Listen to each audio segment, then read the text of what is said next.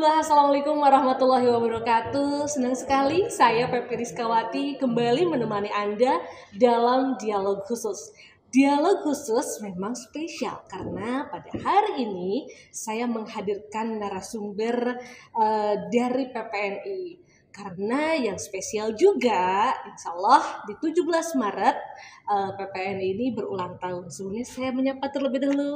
Bagaimana kabarnya Bapak, sehat? Baik, alhamdulillah. Alhamdulillah ulang tahunnya PPNI dan alhamdulillah untuk PPNI ini begitu bermanfaat untuk masyarakat, menjadi salah satu wadah bagi seluruh perawat nasional Indonesia.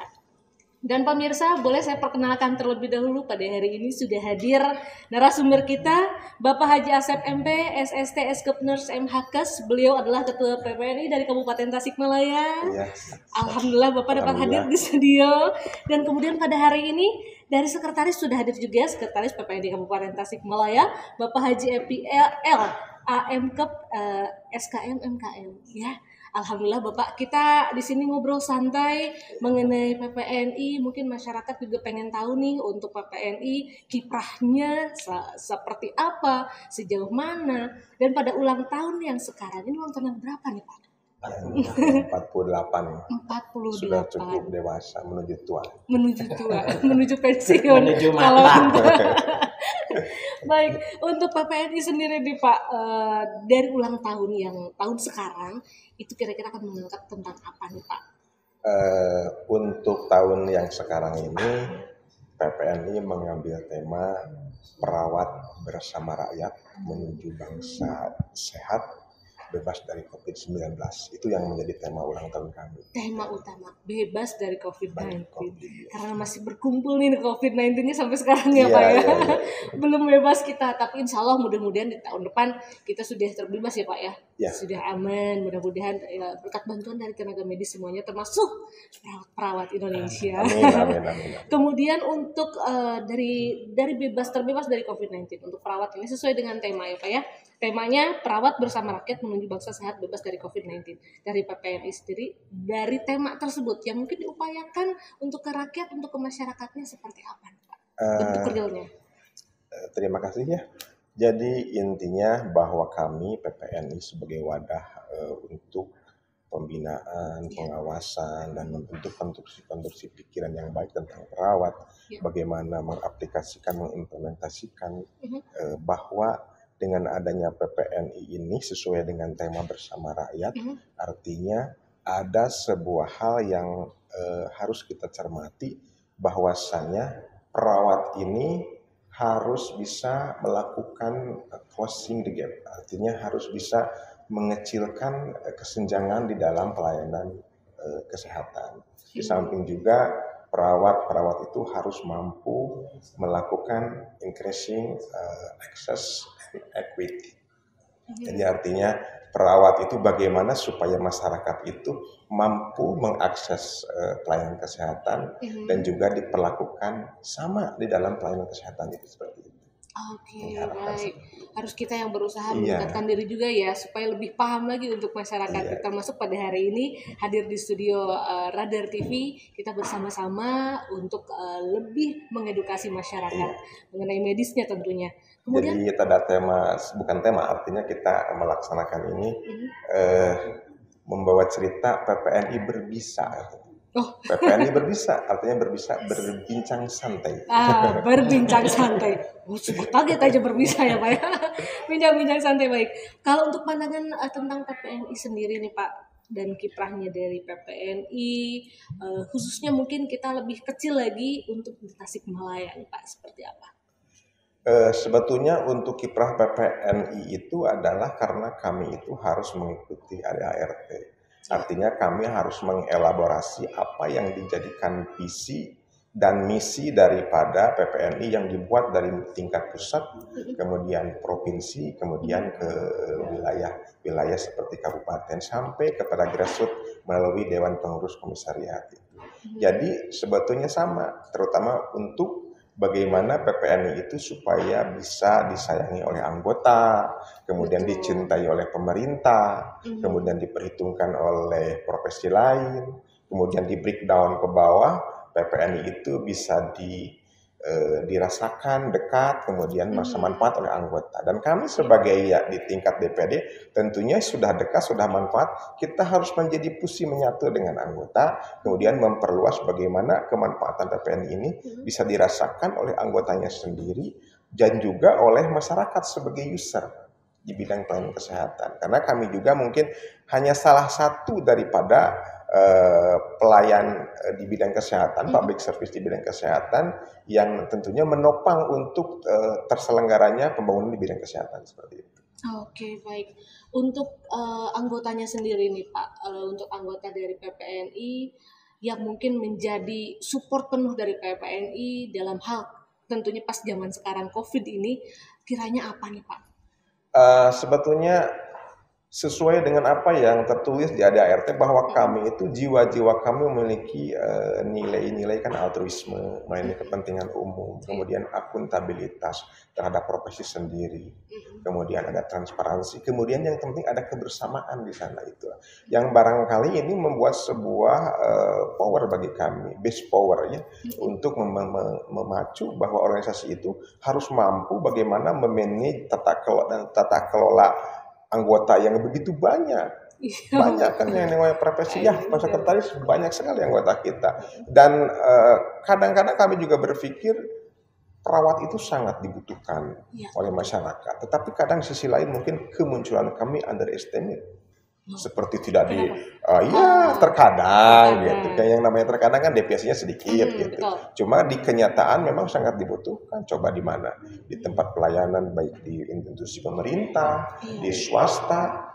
Coba yang merawat siang malam siapa? Dari pagi lagi didaur ulang sampai pagi kembali.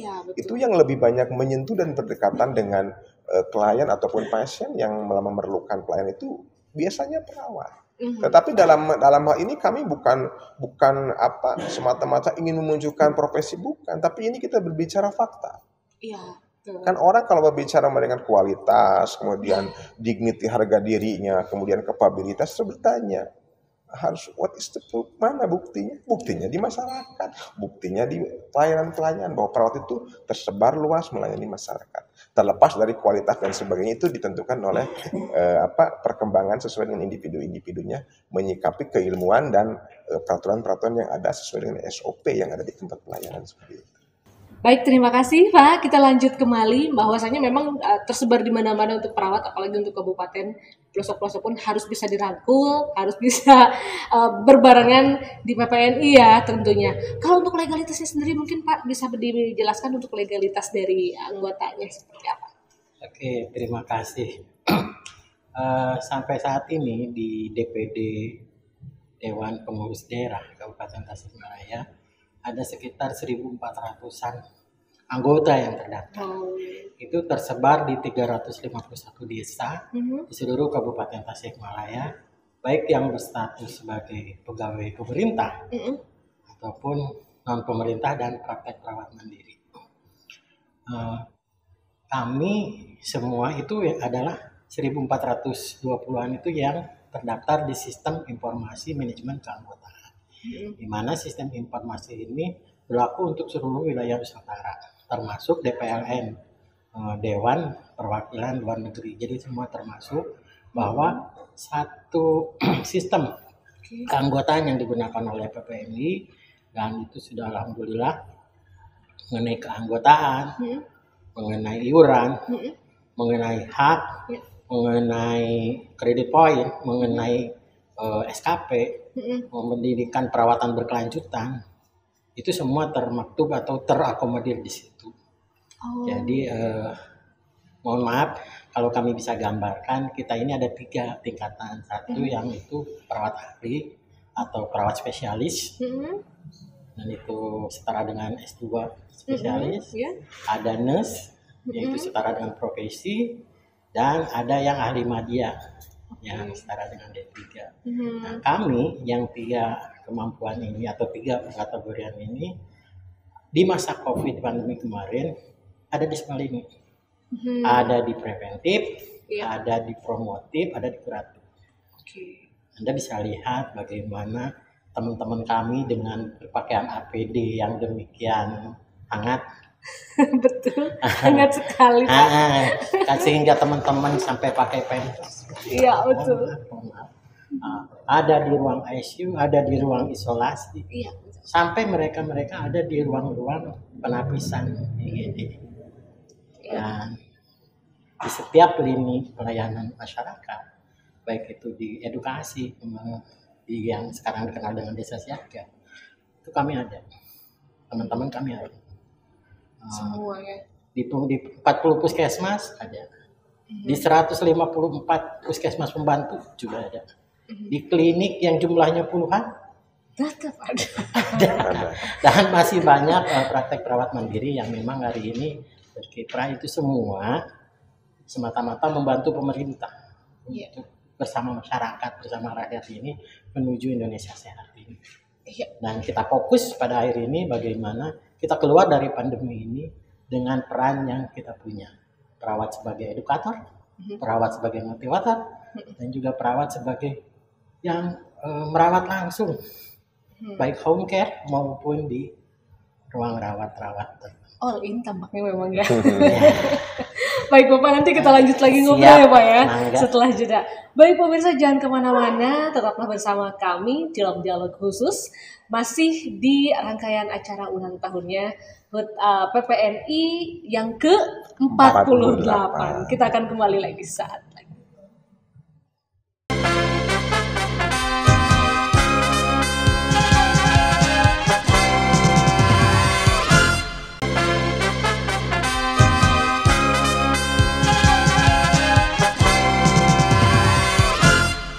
Baik pemirsa, kita bergabung kembali dalam dialog khusus yang tentunya di sini masih bersama Bapak Haji Asep dan juga Bapak Haji Epi. Kita ngobrol-ngobrol mengenai bagaimanakah PPNI di dalamnya, karena masyarakat juga kepo sebetulnya pengen tahu. Bapak, kalau misalnya yang perawat kemudian baru saja lulus nih, apakah memang secara otomatis langsung untuk ikut ke PPNI atau apakah ada lagi tesnya atau apa nih sistemnya, seperti apa? Oke. Seseorang dikatakan perawat menurut Undang-Undang Keperawatan, itu ada yang sudah lulus dari pendidikan tinggi keperawatan, minimal vokasi D3, dan dia setelah lulus dari situ diambil sumpahnya sebagai perawat, dan di situ diperkenankan untuk menjadi anggota. Tidak ada pemaksaan, tetapi dia diperkenankan untuk menjadi anggota PPNI, bagian dari keluarga besar organisasi profesi ini. Dengan secara sukarela dia masuk ke website kami secara online, memasukkan, mengupload semua data yang dibutuhkan, dari mulai ijazah, sumpah profesi dan semuanya sampai ke alamat, baru masuk di situ. Nanti masuk ke sistem, lalu kami approve dari 4 tingkatan, baik di komisariat atau setara di daerah, di DPD setara kabupaten, di wilayah setara provinsi, dan di nasional. Kalau sudah di-approve, dia layak, katakan perawat sudah lulus, profesinya sudah terterima, baru daftar ke kami untuk selanjutnya mendapatkan sebagai prasyarat mendapatkan STR. Karena setiap tenaga kesehatan di Republik ini harus terdaftar di MTKI maupun organisasi itu di Kementerian Kesehatan, salah satunya melalui registrasi STR, surat tanda registrasi. Dan itu salah satu prasyaratnya menjadi anggota organisasi profesinya. Perawat ke PPNI, bidan ke IBI, dokter ke ID, dan lain sebagainya dan lain sebagainya. Dan itu jadi seseorang boleh berpraktek menjalankan profesinya apabila menurut ketentuan legalitas sudah mempunyai surat tanda registrasi. Itu dibuktikan dari pemerintah melalui organisasinya dan mekanisme lainnya, terus melalui surat izin praktek yang dikeluarkan oleh pemerintah daerah, dan itu semua difasilitasi oleh organisasi dalam bentuk surat rekomendasi apabila dia sah dan terdaftar di organisasinya. Ya, baik-baik. Berarti tinggal nanti kalau sudah punya STR berarti jika demikian ya Pak ya? Enggak, sebelum punya STR dia sudah harus bergabung dulu, karena syarat untuk mendapatkan STR adalah rekomendasi dari kami. Oh, kebalik berarti ya. Kalau masuk dulu baru nanti untuk rekomendasi STR-nya ataupun untuk ada uji kompetensi mungkin ya Pak ya maksudnya. Uji kompetensi itu adalah langsung di perguruan tingginya. Uji kom itu apabila seseorang sudah profesional, uji kom menurut standar pemerintah, nanti kalau dia lulus diambil sumpahnya dan baru mendaftarkan STR setelah sebelumnya menjadi anggota dulu. Oke, ya. Kalau beberapa, karena ini kemarin peralihan, ada beberapa teman yang sudah lulus dari pendidikan profesinya, tapi belum mendapatkan STR karena belum uji kom. Atau memang karena ini uji kom ini pintu yang sangat, filter yang sangat standar, sehingga tidak sembarang lulusan profesi ini bisa lulus STR, bisa lulus uji kom ini. Dan ini amanat dari Undang-Undang Tenaga Kesehatan. Begitu kan? Iya. Ya, memang. Ya. Jadi ketika terjun pun memang sudah siap tempur harus, ya. Karena harus terstandar. Baik. Itu intinya. Dengan banyaknya, taruhlah untuk PPNI di kabupaten ya Pak ya, dengan anggota kurang lebih 1.400 tersebut, untuk sistem pengelolaannya biasanya seperti apakah? Dengan cara kedekatan, kita kan pengen dekat juga nih dengan anggota gitu kan, dengan seluruh anggota yang ikut di PPNI. Biasanya dengan cara seperti apa untuk merangkul anggota-anggota tersebut Pak? Kami punya infrastruktur kepengurusan sampai ke tingkat komisariat. Nah, itulah di mana di komisariat itu mereka berkumpul menentukan programnya, memfasilitasi kebutuhannya, karena kebutuhannya bukan soal STR saja, soal legalitas praktek, soal rekomendasi izin kerja, soal itu semua harus ada. Dan mereka juga diamanatkan selama 5 tahun itu harus mendapat 25 SKP satuan kredit profesi. Dan itu terbagi dari beberapa unsur pendidikan, unsur pengabdian masyarakat, dan unsur praktek langsung. Dan itu semua dinilai oleh teman-teman dari DPK, selanjutnya ke kami DPD, ke DPW, dan ke DPP. Oh, ada itunya. Jadi susunannya sudah baik, sudah terintegrasi untuk susunannya ya. Kemudian jika anggota-anggota semua yang ada ataupun yang ikut dengan PPNI yang kemudian masa jabatan nih, misalnya untuk yang struktural 5 tahun misalnya, kurang lebih biasanya 5 tahun ya Pak ya. Kemudian untuk anggota yang bisa ataupun yang memungkinkan untuk mengisi struktural tersebut, sistemnya biasanya seperti apa nih Pak? Kami itu di ADART-nya diamanatkan untuk pemilihan pengurus di semua level tingkatan itu mengedepankan musyawarah mufakat dan keterwakilan. Prinsipnya hanya 2, dia terdaftar dan aktif. Artinya aktif ini dia bayar iuran, mengisi semua SKP tadi, satuan kredit profesi ini semua di situ. Jadi tidak semata-mata seorang perawat, mohon maaf ya sekarang banyak perawat-perawat juga yang belum masuk ke organisasi ini. Karena memang mungkin dia tidak berpraktek profesi, mungkin saja menjadi profesi lain atau wirausaha. Oh iya, jadi nggak semua juga tidak yang semua, memang ya. Belok kemana biasanya? Bisa saja. Karena tidak semuanya. Kayak saya juga sama. Profesinya apa? Beloknya ke sini.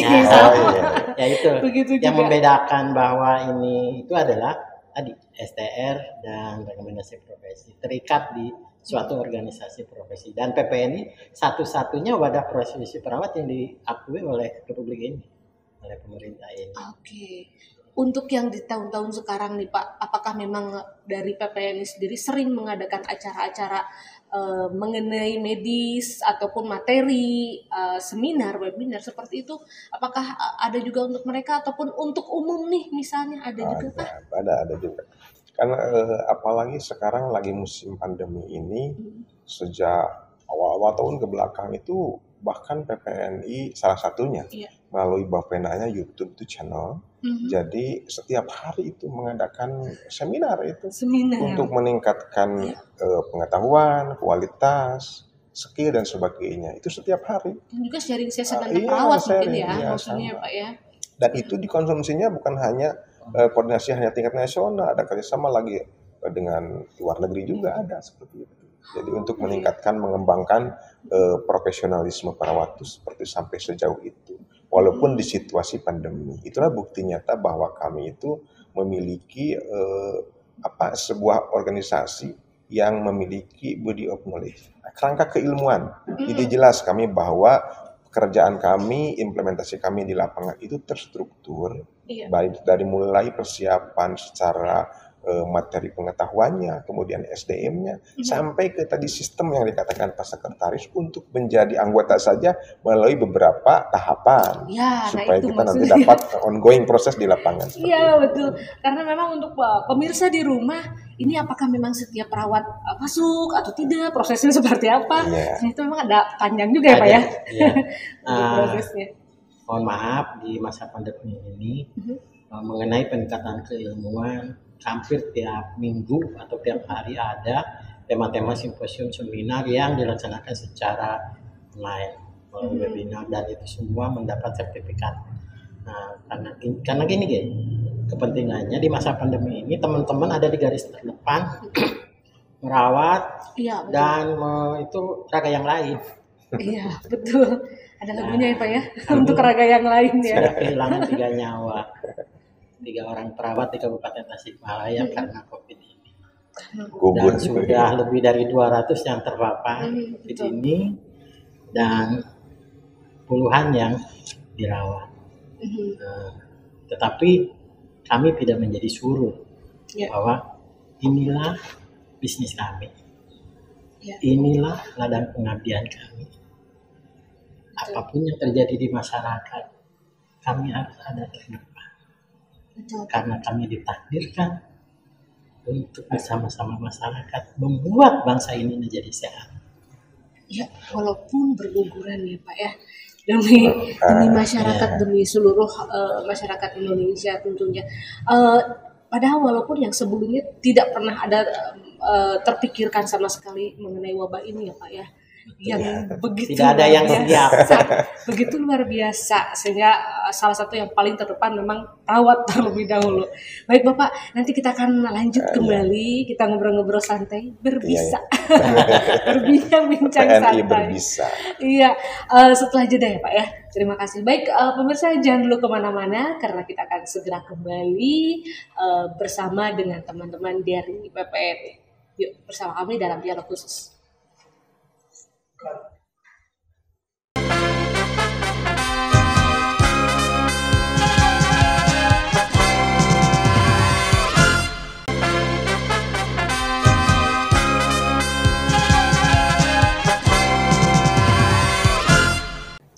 Baik pemirsa, kita bergabung kembali dalam dialog khusus. Tadi kita ngobrol bersama dengan Ketua dan juga Sekretaris dari PPNI Kabupaten Tasikmalaya.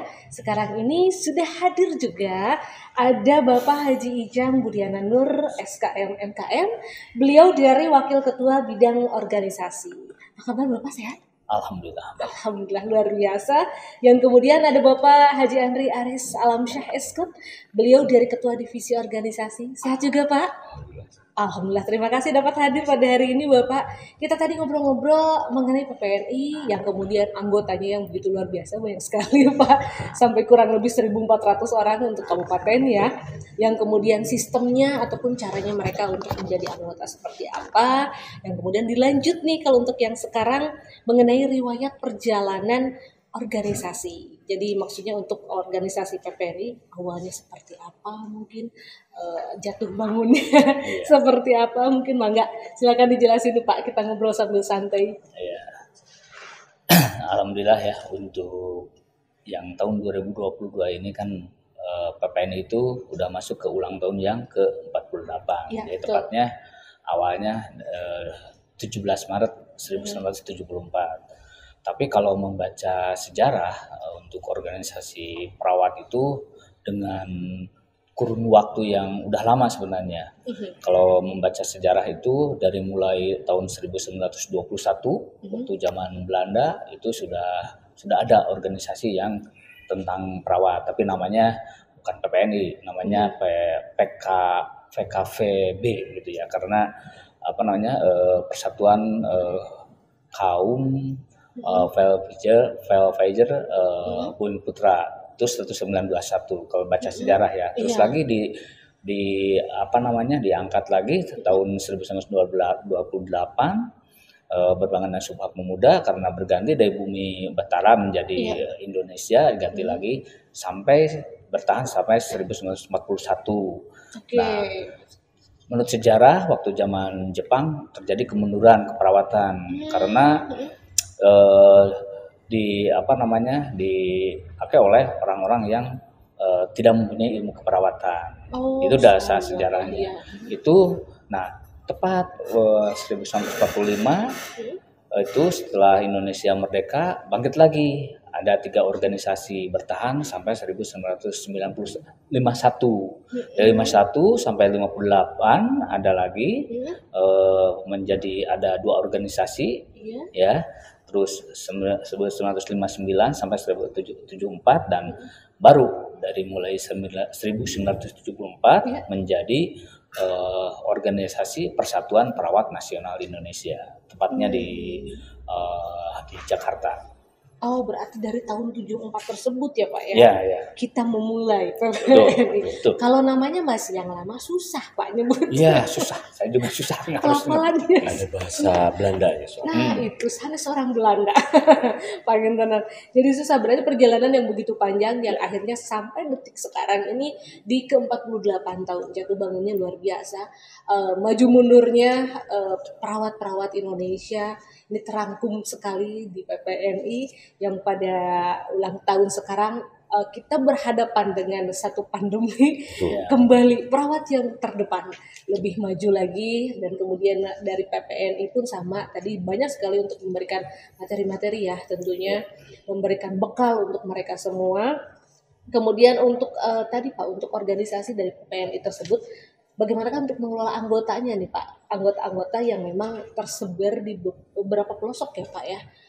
Ada yang mungkin daerah karena untuk jangkauannya kan kabupaten luar biasa ya Pak ya. Betul. Tidak seperti kota mungkin. Nah itu cara untuk menjangkau ataupun mengajak mereka untuk ikut gabung ataupun kalaupun ada acara yuk datang itu loh Pak maksudnya ya. Bagaimana caranya? Oke, karena di organisasi kami itu berjenjang ya dari mulai pusat DPP, terus DPW provinsi dan juga DPD untuk kabupaten. Ke bawahnya itu ada namanya DPK.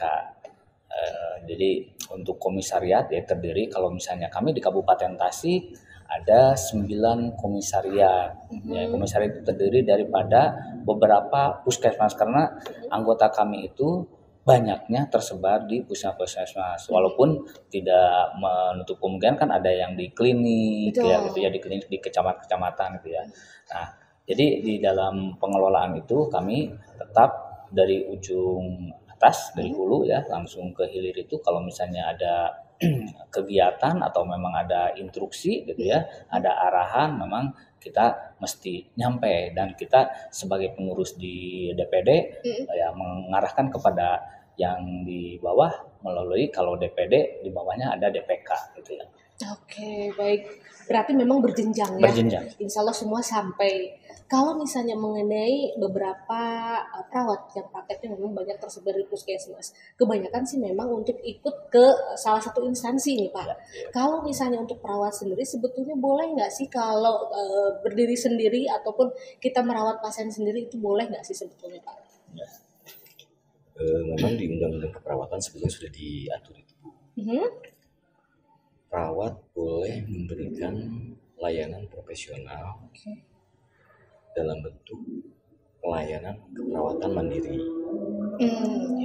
Tapi memang di Undang-Undang Keperawatan diatur tentang apa saja bentuk pelayanan profesi yang bisa diberikan kepada masyarakat.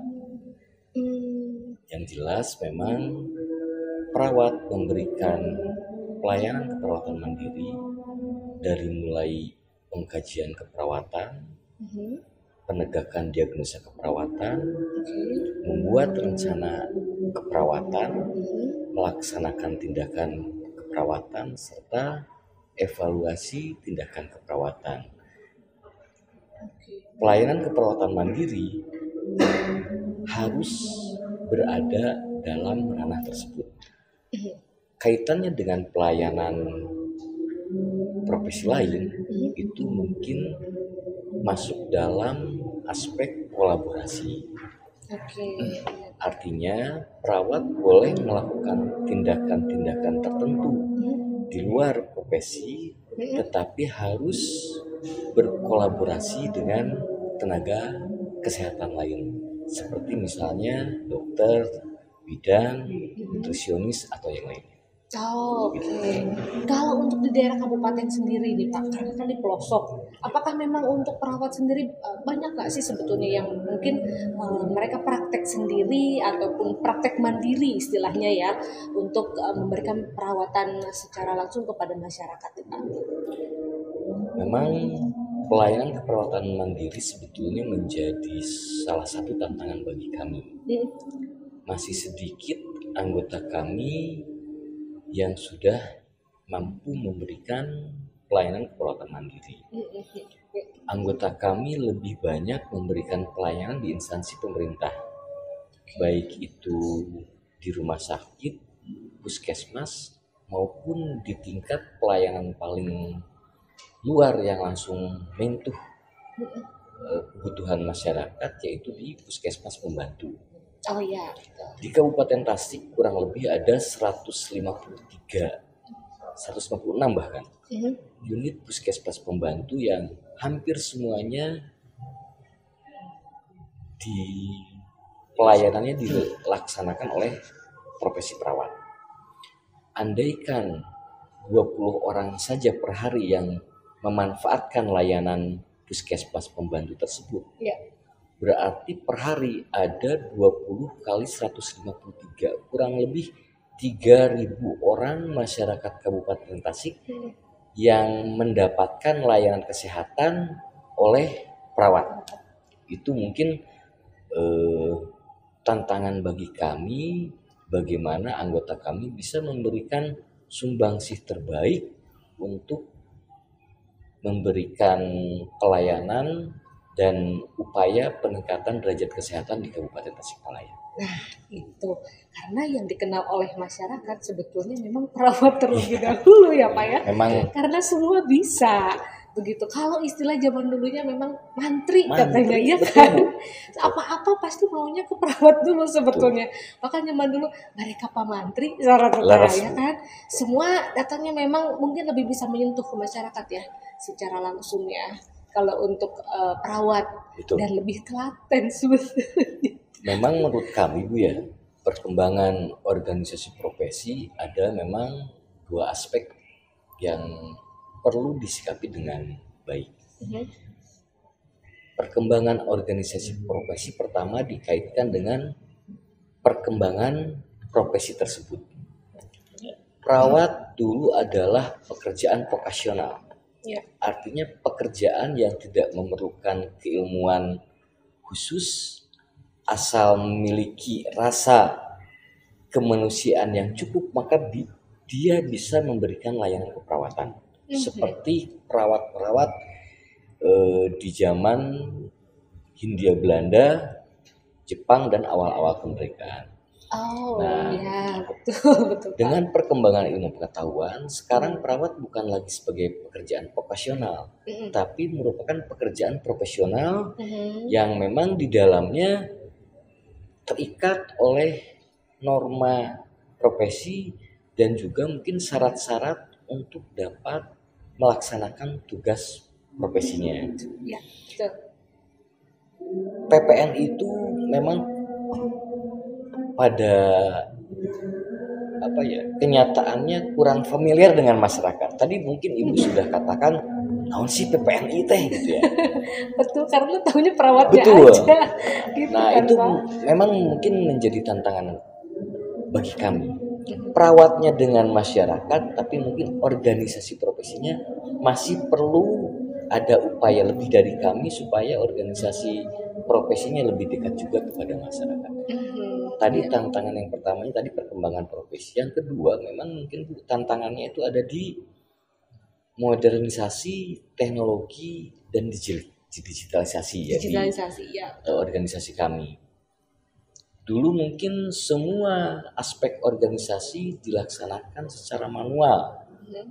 Des ketemu orang dengan orang, pengurus dengan anggota. Iya. Kalau sekarang hampir semua kegiatan organisasi sudah dilaksanakan secara digital. Misalnya kaitannya dengan pelayanan organisasi profesi terhadap anggota, hampir semuanya sudah melalui aplikasi SIMKA, Sistem Informasi Manajemen Keperawatan. Dari mulai daftar anggota, bayar iuran, mendapatkan rekomendasi dari organisasi profesi, semuanya bisa dilayani secara digital. Oke, berarti sampai ke digital dulu nih Pak. Iya Pak, Terima kasih ya. Baik pemirsa, jangan dulu kemana-mana karena kita akan berbincang lebih santai lagi, lebih seru lagi bersama dengan PPNI. Kita akan kembali sesaat lagi.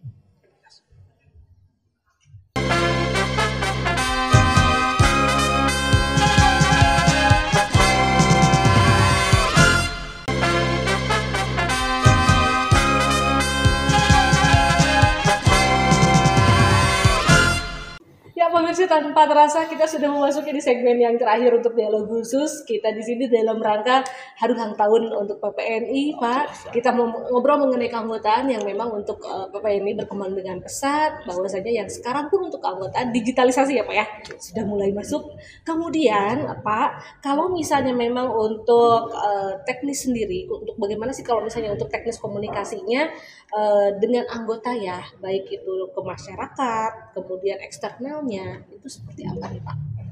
Oke, ini untuk teknik komunikasi kami di organisasi yang tadi disampaikan ya, dari hulu sampai ke hilir kita berjenjang gitu ya. Apalagi di keanggotaan kami kan hampir sekarang seperti disampaikan di setiap desa itu ada perawat yang tergabung di dalam organisasi PPNI dan tergabung di dalam yang paling bawah itu yang namanya DPK, Dewan Pengurus Komisariat, yang terdiri dari bermacam-macam puskesmas ya, karena memang anggota kami banyaknya di sana gitu ya. Dan kalau yang di kota mungkin ya di rumah sakit gitu ya, terus di klinik-klinik. Jadi hubungannya untuk teknik komunikasi kami tetap satu berjenjang. Yang kedua memang kalau di kondisi saat ini kita selalu mengikuti kegiatan-kegiatan dalam pelaksanaan, apalagi yang sekarang lagi tren itu tentang penanganan COVID gitu ya. Jadi apapun atau salah satunya kan mengenai vaksinasi, kita ikut di dalamnya, ada di dalamnya. Kami sampai ke daerah-daerah. Nah, baik, berarti memang satu digitalisasi sudah mulai juga ya Pak ya, bahwasanya untuk pemberian edukasi melalui webinar, melalui seminar yang dulu tatap muka sekarang mungkin sudah beralih juga ya Pak ya. Yang kemudian yang secara bimbingan tersebut itu yang lebih cepat lagi ya Pak ya. Kemudian kalau misalnya untuk peran organisasi sendiri di masa pandemi sekarang, berarti itu input goals yang tadi ya Pak ya. Bahwasanya lebih terdepan untuk vaksinasi yang sekarang mungkin lagi musimnya vaksinasi ya Pak ya. Betul. Jadi kami ada di dalamnya bersama-sama dengan tim. Kalau soal vaksinasi kan bukan hanya salah satu profesi atau salah satu unsur, tapi terdiri pada unsur-unsur, termasuk dari unsur-unsur kepemerintahan gitu ya. Dari mulai kalau di daerah kecamatan ada muspika, desa, termasuk petugas kesehatan nakes juga terdiri daripada banyak, ada dokter, ada bidan, termasuk perawat dan lain-lainnya. Jadi untuk hal-hal seperti itu kami berkolaborasi dan bekerja sama dengan unsur-unsur yang lainnya. Betul, dengan stakeholder-nya juga ya Pak ya, memang dalam memerangi pandemi yang sekarang ini ya, tentunya yang terdepan. Kalau misalnya seperti tadi nih Pak, kita kan banyaknya untuk memerangi ataupun bagaimana caranya kita untuk menghindari ataupun mencegah COVID tersebut. Edukasi yang sudah diberikan dari PPNI sendiri lewat perawatnya, apakah memang secara langsung ada nggak sih Pak untuk langsung ke masyarakat? Karena kalau masyarakat tidak bisa semuanya mengikuti webinar nih, gitu kan ya, apalagi untuk yang lansia, itu kayaknya masih rada jauh juga nih untuk webinar ya. Kalau misalnya untuk meraih mereka seperti apa nih Pak? Terima kasih Bu. memang kita membicarakan pandemi COVID-19 ini panjang, henti-hentinya pula. kompleks, nggak selesai-selesai Bu. Betul. Jujur kami udah pada pegal sebetulnya Bu menghadapi COVID-19. Tapi memang Iya Pak. ini mungkin salah satu tantangan bagi kami di era kami. Perawat secara umum memiliki dua peran utama dalam menghadapi COVID-19. Yang pertama, caregiver, artinya memberikan layanan keperawatan bagi orang yang memang sedang terkena COVID-19. Terkena COVID-19 itu bukan hanya di rumah sakit. Bisa saja seseorang terkena COVID-19 tapi tidak memiliki simptom atau gejala yang berat, itu cukup isolasi di rumah atau yang kita sebut dengan isoman. Nah, jadi caregiver itu bisa di rumah sakit atau juga di komunitas, di masyarakat. Kalau di rumah sakit jelas kita memberikan support, bantuan untuk kebutuhan dasar si pasien. Nah, untuk yang di rumah ini itu memang menjadi tantangan. Karena seperti yang kita tahu, bahkan ada mungkin dari beberapa keluarga kita mengalami, ketika seseorang dinyatakan positif COVID, masalahnya bukan hanya gejalanya apa, yang dia rasakan apa, tapi ada kaitannya juga dengan stigma dari masyarakat yang memang cukup membuat orang sakitnya tertekan dan menimbulkan permasalahan baru di masyarakat. Nah, perawat harus bisa hadir di situ, memberikan support, memberikan dorongan, memberikan konseling, baik itu ke pasiennya atau ke masyarakat, sehingga baik pasien, keluarga maupun masyarakat bisa memberikan respon positif terhadap kondisi COVID-19 ini. Yang kedua, peran perawat sebagai edukator. Nah, ini Bu, mungkin sebetulnya bukan hanya perawat yang memiliki peran edukator, edukasi ya.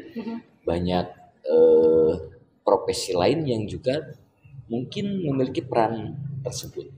Khusus untuk perawat, karena memang tenaga perawat alhamdulillah banyak dan tersebar di hampir seluruh desa yang ada di Kabupaten Tasikmalaya.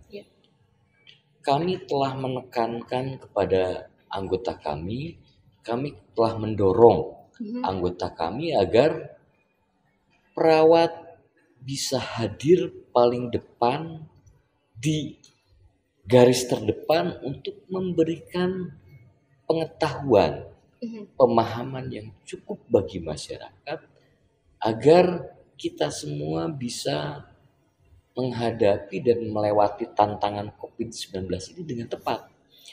Seperti yang kita tahu, zaman sekarang zaman digitalisasi, informasi begitu banyak datang dan sayangnya tidak semua informasi itu bisa dipertanggungjawabkan. Iya, betul. Tugas kami memastikan bahwa masyarakat mendapatkan informasi yang bisa dipertanggungjawabkan dan bisa dijadikan dasar untuk pengambilan keputusan, baik itu tingkat individu, keluarga maupun masyarakat. Itu mungkin mudah-mudahan minta dorongan dari semuanya, seluruh rakyat, seluruh masyarakat Kabupaten Tasikmalaya, agar kami perawat bisa hadir, bisa menjawab tantangan di era pandemi COVID-19. Baik, Insya Allah. Dorongan dari semuanya bersama-sama ya Pak, karena paling garis depannya adalah perawat tentunya di masa pandemi. Oleh karenanya tema pada ulang tahun yang sekarang, perawat bersama rakyat menuju bangsa sehat bebas dari COVID-19. Amin. Betul. Amin.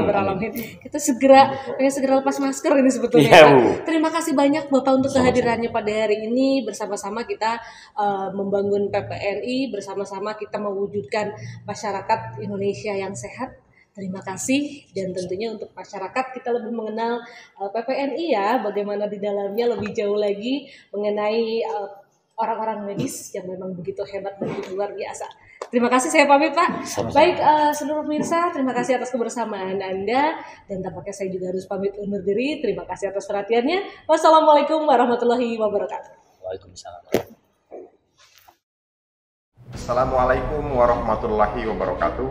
Saya Asep MP, Ketua DPD PPNI Kabupaten Tasikmalaya, Provinsi Jawa Barat, mengajak kepada semua elemen perawat dari mulai DPK sampai ke tingkat DPP PPNI Pusat mengucapkan selamat hari ulang tahun PPNI yang ke-48. Semoga program OPON One Village One Nurse bisa sukses. Tema perawat hari ini, perawat bersama rakyat menuju bangsa sehat bebas dari COVID-19. Assalamualaikum warahmatullahi wabarakatuh.